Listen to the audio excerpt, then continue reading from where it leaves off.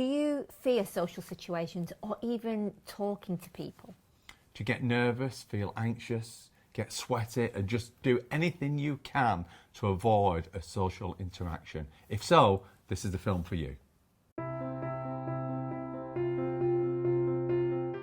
Symptoms of social anxiety include anxiety in many different situations, but when you're around other people. So even going to the shops and talking to a shopkeeper can be a problem, or making a phone call. Yeah, even a phone call can be difficult. Yeah. And a lot of the time when someone's got social anxiety, a really significant thing that's difficult is eye contact, and so obviously interaction, but even things like eating in front of people, which then really kind of pulls your life in, because there's so much that you feel unable to do. You don't want to eat in front of people, you don't want to go to restaurants, you don't want to bring attention to yourself, you don't want people to look at you, because all the time you're panicking that, are you going to say something wrong, are you going to do something wrong, perhaps you're terrified that you're going to blush, so it makes life just so difficult. That's true, Eva. A lot of people who have social anxiety suffer with excessive blushing, or as they see it.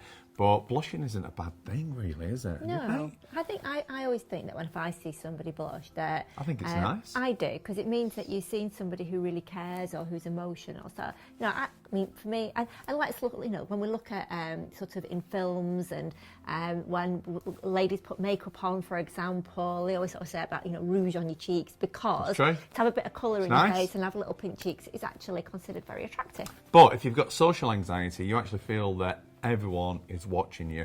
It's as though you're struggling with the spotlight effect, and you're under a microscope. You walk into a room, everyone is looking at you. That's what you feel. That's what you feel, but that isn't the case. No. You feel that everyone's looking at you, they feel that everyone's judging you. As a result of that, you want to stay under the radar, and you want to not to be noticed. Yeah, now the good news is that nobody is born with social anxiety. So the fact that you're not born with it means that you don't have to live with it forever. It's really common, it's something that we come across a lot. And we even meet actually people who outwardly might look really confident and that you would believe they are, but on the inside they too would tell you that they've got social anxiety and that they're finding the social interaction really, really difficult. Now, because you're not born with it, it's usually, it is a learned behaviour, but usually one of two ways.